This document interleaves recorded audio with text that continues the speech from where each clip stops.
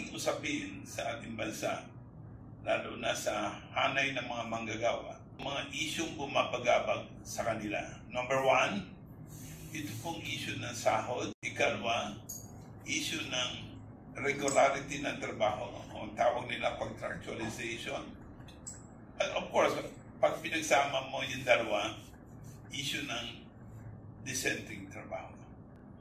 Now, ito pong itinutulak ng malawak na labor movement sa Pilipinas, madagdagan daw ng 200 peso ang minimum wage na 645 ngayon. Across the board ang gusto nila.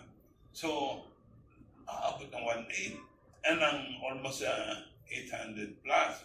Pero, sa pag-aaral po nila, in their study, ang tamang sahod daw is 1,200.